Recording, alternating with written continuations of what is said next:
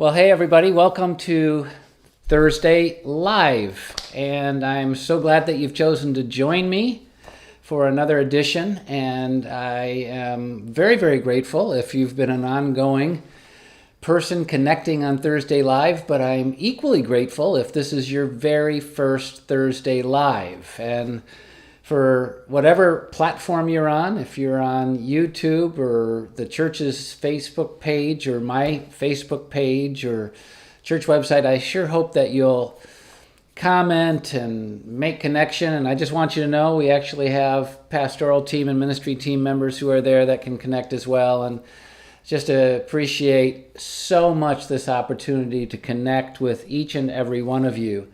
And the whole purpose of Thursday Live is to be a kind of a breakaway moment from all that we're experiencing in life, and just to have a spiritual connection, a spiritual conversation that can be encouraging, affirming, refreshing, and renewing in our lives. And as the pastor of Northridge Church, if you're a guest, if you're a part of Thursday Live ongoing, you know, but if you're a guest, as the pastor of Northridge Church, it's just, I wanted to take something off of the weekends and off of the platform, especially during this time of isolation, and have a conversation, kind of a more personal discussion with those other people who are seeking to find Jesus and follow Jesus as a part of our church family. And it's just a pleasure to have this conversation. It's been one of,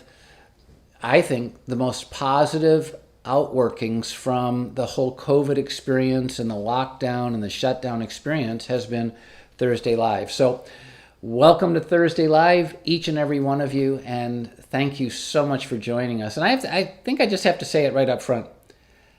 As the pastor of Northridge, you're going to say, well, that's good, but I love our church. I love Northridge.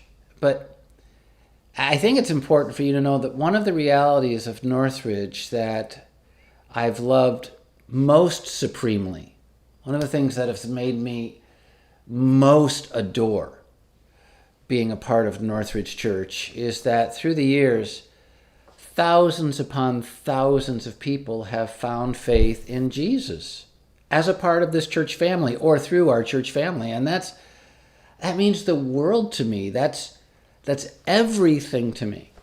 In fact, it's probably important for you to know that, I've been the pastor of this church for 30 years. I've been in ministry for some 40 years, 4 decades of my life. And that's just a long time.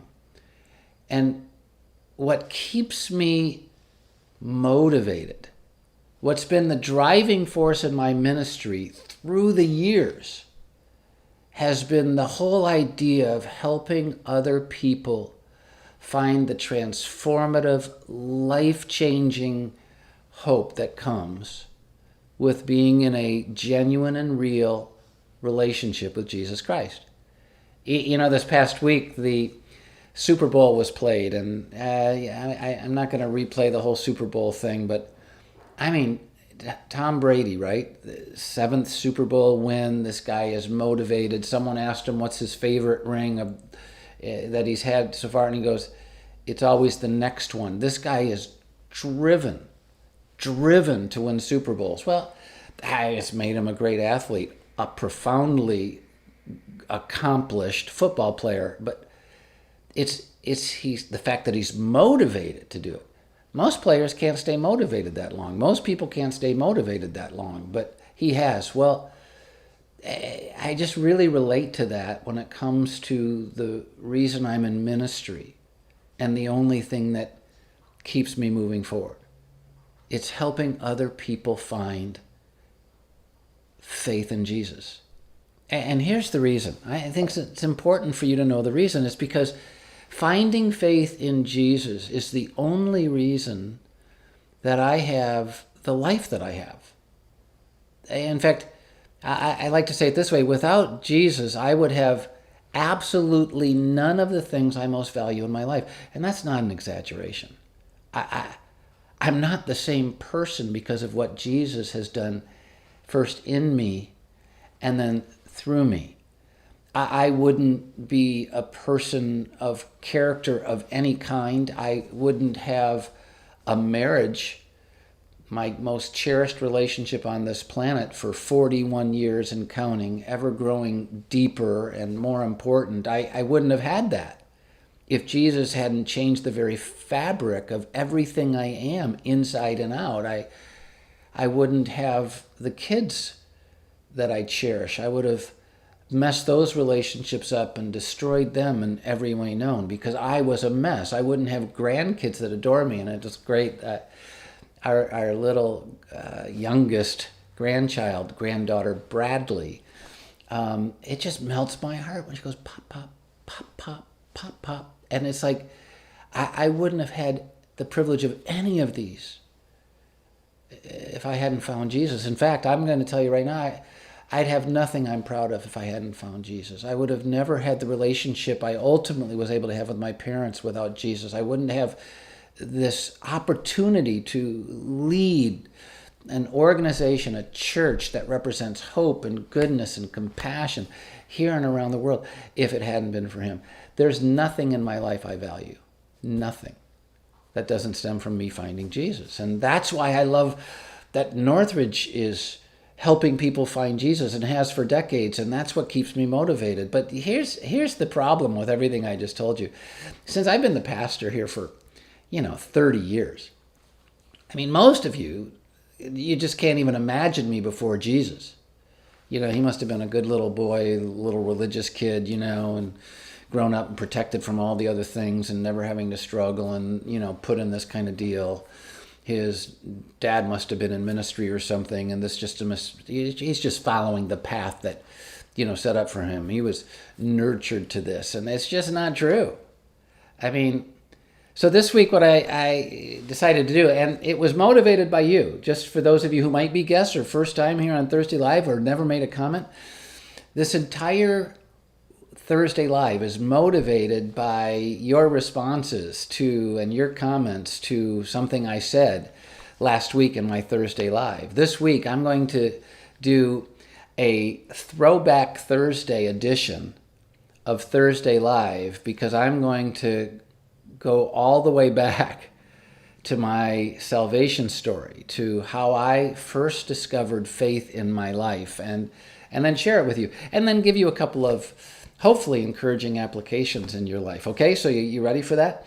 And here's my prayer. My prayer is that wherever you are in your spiritual journey, if you're yet to discover the hope of Jesus, you're not even sure about his reality, or you're deep into it, years into it, decades into it, I'm asking God to use what I'm about to share to be an encouragement in your spiritual life, to be motivating for you to follow him more aggressively and more faithfully, okay?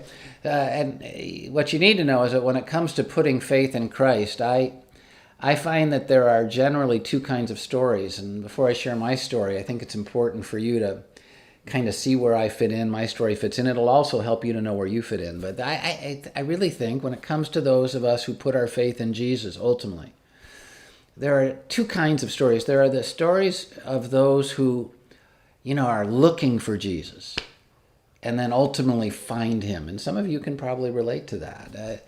There's biblical illustration of this. There was a guy, he's known as the Ethiopian eunuch in the Bible. And he was on the road to Gaza. You can read about him in Acts chapter 8. And God sent Philip. In fact, Philip was doing some great work in very populated areas. And God said, I want you to leave all of that and go down to this place where no one is, because one guy's there, an Ethiopian eunuch, and he wants to know me. And what the story of the Ethiopian eunuch teaches us is that when someone is seeking God, no matter where they are in the world, who they are in the world, God is there. And if they're seeking him, God will reveal himself to them. And that answers the question, what about people all around the world that don't have the same opportunities for Jesus? If someone's seeking God, he has every capacity to reveal himself. He's there.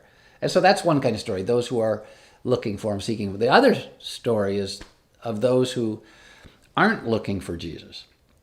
They want nothing to do with him, or they're living some kind of delusion where they don't think he's real, whatever, and yet they find him. Saul of Tarsus, who became the Apostle Paul, one of the most prolific people of God throughout history, fits this category. You can read about him in Acts chapter 9. This guy was killing Christians, killing Christ followers. He thought that they were a plague to all that was good in his view on this planet. And so he was persecuting them, trying to rid the planet of them. And while he was on the Damascus Road, Jesus revealed himself to him. And Saul, who became Paul's, life was totally changed. Well, here gives you the context. I fit the Saul category. I wasn't looking for Jesus. I didn't care about God. He definitely isn't someone I desired. And yet, and this is what you need to know, he cared about me. He pursued me. It's like Luke 19:10. Jesus says, I've come to seek and then to save those who are lost, who aren't seeking him back. And so God kind of specializes in those of us who are fully messed up. And that's the category I fit in. And a little bit about my background. If you've heard my teaching over the years, you'd know some of this. If you haven't, then obviously this would be new. But I was raised in a secular Episcopalian family. My dad and mom took us to an Episcopalian church. It was not a spiritual endeavor for us. And along the way, my dad, who became very successful when he was 37 years old, had achieved every dream he could imagine dreaming, and he still was empty, still unfulfilled. He started a spiritual search. Some search from outside of religion, some search from inside it. And he was searching, he was religious, but didn't know God. He was still empty.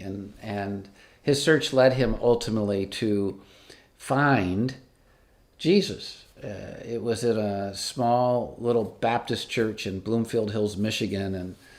And I'll never forget the day that my dad and my mom and my two brothers walked forward in the church. They had all discovered the reality of Jesus and wanted to put their faith in him, and that's how they did it in that particular church setting. And I remember, and I've told this story in Discover Northridge, but it's like they did that without me. And if there's anything you need to know about me, I can't stand anything happening in the world without me. And so I couldn't believe they were doing this without me. It was like they were going to Cedar Point, that great amusement park without me, or they were going to some, vacation without me. And so I decided I was going to do that same thing that very next week. I was going to do what they did. And I walked forward in that church, and they turned me around, and all of a sudden I realized this wasn't Cedar Point. I had no clue what I was doing, and people were looking at me, and I just bawled, and they thought I was having a spiritual experience. And so they never asked me, do you want to know Jesus? Do you understand what it means to know Jesus? Do you understand why you need to know Jesus? And none of that stuff. They just said, well, he walked forward in our church. He must mean business. That's kind of what religion does. You can do what they do on the outside, and they assume that you're experiencing what they are on the inside. And I wasn't.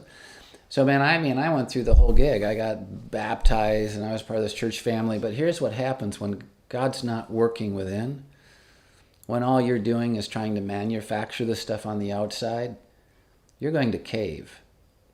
If you want to know why so many people who are raised in churches, it's even happened at Northridge, you want to know why they're raised in churches and they then walk away and even become atheists, it's because they heard all of that truth and they tried to manufacture that truth in their lives and on their lives, but they never, ever truly opened their lives to the reality of Jesus' transformative power in them. They never experienced his Spirit nurturing them and chiseling away and transforming them from the inside out.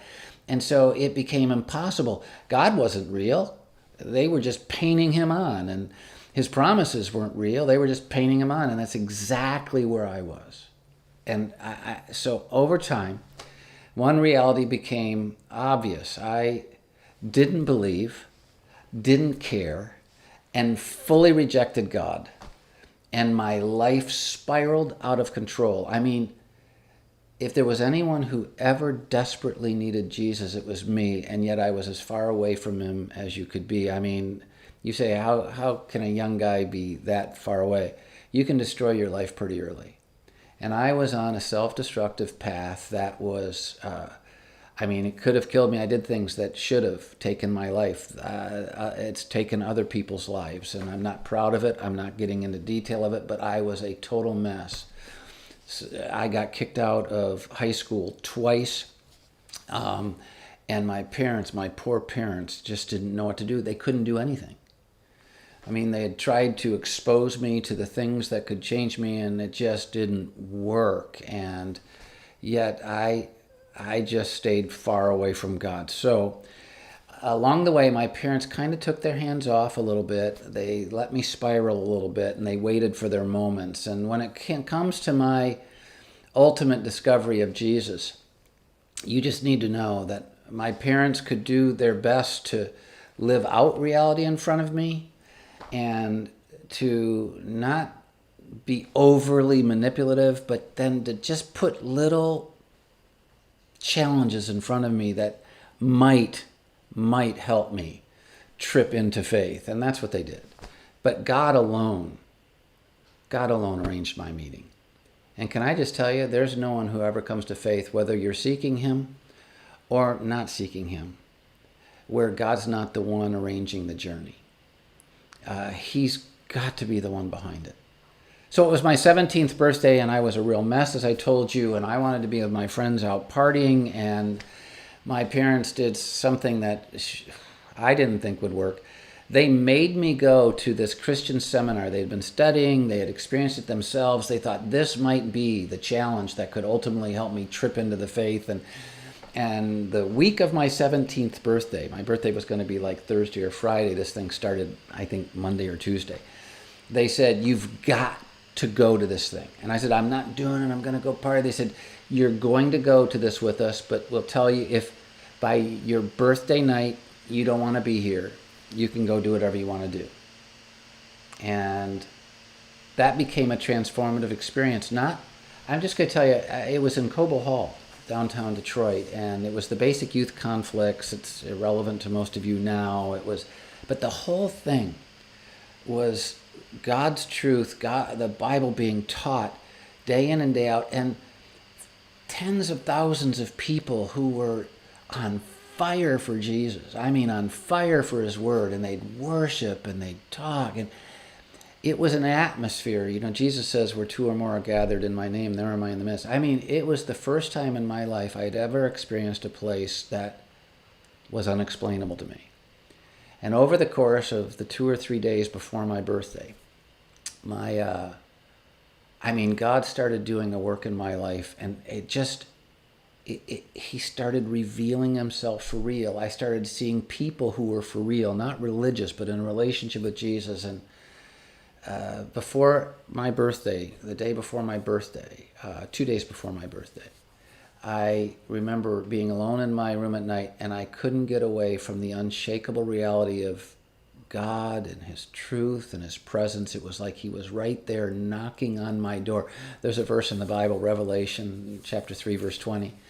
And it says, behold, I stand at the door and knock, and if anyone just open the door, I'll come in and do life with them. And I didn't know that verse then. I use that verse a lot now because that was my experience.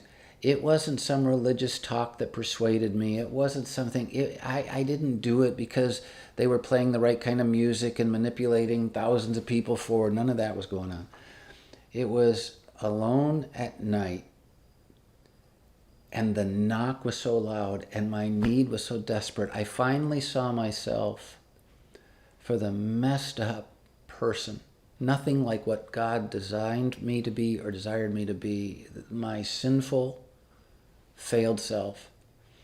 And I finally saw Jesus as the one who could change me and redeem me. And I, alone in my room that night, no one was there, I just opened the door of my life to him. confessed my sin and confessed my guilt and asked him to come in. And I'm going to tell you,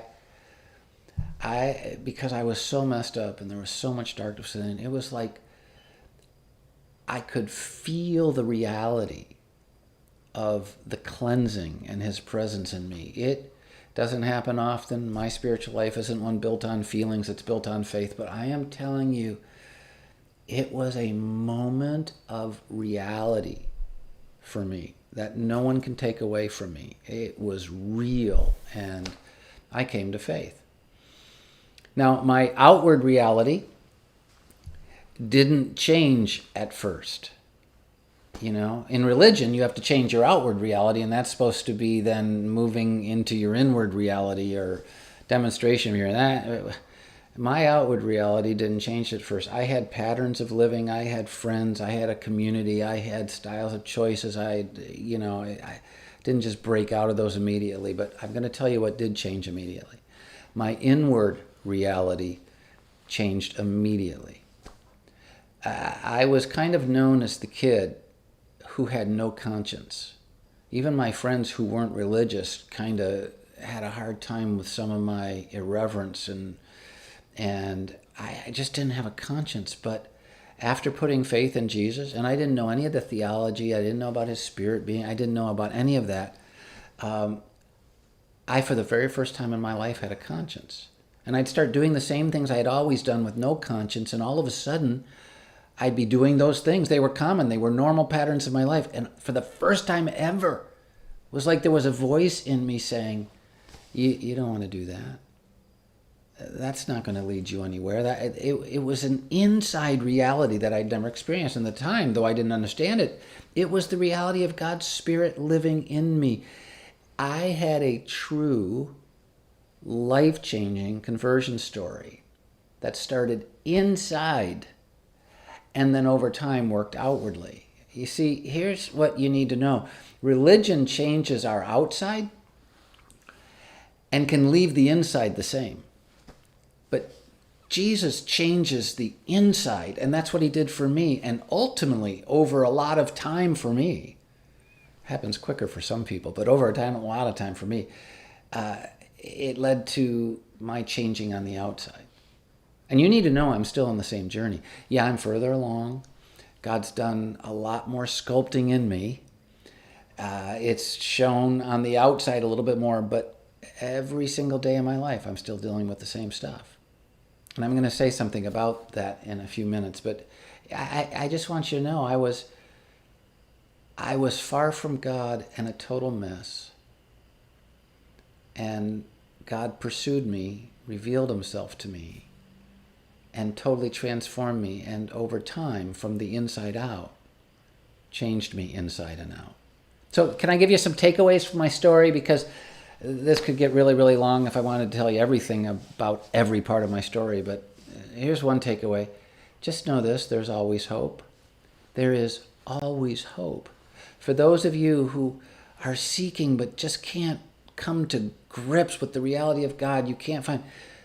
There's hope. Keep seeking, just like the Ethiopian eunuch. For those of you who know or love someone who isn't seeking but desperately needs God, maybe they're as irreverent and far away from God as I was, there's hope. I've had many parents over the years come and say, you've given me hope for my kid. You've given me hope for my husband or my wife. And I'm just telling you there is. And there's hope for you. Whoever you are, no matter what you've done, no matter where you are now, no matter how bad it is, your failure is not final. Jesus wants to forgive you, redeem you, and make you new. Here's another takeaway. Those who are most passionately against, and I've seen this throughout the years, those who are most passionately against God are often the closest to experiencing him. Because if they had no passion against God, they would be in a worse place. I mean, if you can be emotionally disconnected from any concept of that, if someone hates God or hates Christianity or hates this or hates that, Methinks they protest too much. And Saul of Tarsus is a great example. He was raging against God and raging against Jesus and killing Christians and destroying their lives. And when Jesus showed up, he said, it's really hard for you to kick against the fight the goad, right? The spear in your side, the conviction within. And he was battling it. Those most passionately against God are often closer than you think. Don't give up hope for them. Another takeaway, God is real. I mean, he's real. Not make-believe. He's not someone who, unless you were nurtured to believe in him, you're not going to believe him. He's real. His promises are true. He's the only source for life and fullness. He's the only place where we can experience redemption for our failures. And I don't believe this because someone told me and I was raised religiously. I believe it because I've experienced it first person, internally. He's the reality of anything good that bubbles up from within me. And the same can be true for you. He's real. And fourth takeaway is this is really important. I've been a pastor for 4 decades. I've been a Christian for longer than that. And you know what? I'm still the same guy. I'm still the same guy who, by nature, wants the wrong things, can be jealous of other people who have successes or experiences that I don't have. I'm unbelievably competitive. I'm just driven in all kinds of weird ways. I'm the same guy I was back when I was a real mess. The only difference in my life today to my life then is Jesus and how much he has of me. So many Christians are trying to become more like Jesus. The truth is, no matter how hard you work or I work, we can't become like Jesus, but we can give up more of ourselves to him, surrender more of ourselves to him, and the more he has of me, the more I'm going to be like him. The more I'll overcome my nature because he is driving me. 1 Corinthians 3, 1-3 talks about how there are a lot of people who can't be called spiritual even though they know Jesus because they're just babes in Christ. They're carnal. They still want all the same things. They haven't released and surrendered themselves fully to him. And I just want to encourage you. If you want to grow as a Christian, it's about releasing more and more, surrendering more and more of yourself to Jesus. And finally, I just want you to know that living for him, and I've lived for him now for decades, living for him is not the easiest journey. It's just not. It's easier to follow the crowd. It's easier to float in the current. But in the end, it destroys you, inside and out. So living for him, while not the easiest, is the only worthwhile journey. Which is why I have a life verse. And this life verse motivates me. This life verse keeps me on track. This life verse reminds me. It's 1 Corinthians 15:58. If I've ever written you a note or something, I've probably written that verse with my name. It says, therefore, my beloved brethren, be steadfast, unmovable, always abounding in the work of the Lord, for as much as you know your labor is not in vain in the Lord. It's not in vain. It's the only thing that's not in vain. And it's easy for me not to be steadfast. It's easy for me to be moved. It's easy for me to give up. It's easy for me to not be so motivated to work for the Lord. But in the end, it's the only thing that doesn't come up empty. And it's the only thing that doesn't come up the joker in a deck of cards. It's like living for him is the only thing that brings value to my life. Now, if you don't know Jesus, but would like to, if you're hearing the knock like I did, all you have to do is open your life to him. I did it alone in my room. You can do it alone, but maybe you want to talk to someone about it. Maybe you have questions you'd like answered. Would you just say something in the comments here, and one of our team would be glad to connect with you, or you can email the church, whatever you want to do, but it'd be easy right here to connect, and one of our team members would love to answer any questions you have. If you have someone in your life, and this is really important, if you have someone in your life who's far away from God like I was, don't lose hope. Don't give up on them. Just keep praying for them and seeking to live Jesus in front of them best you can. And then, like my parents, don't bug them all the time, but look for unique opportunities where you might,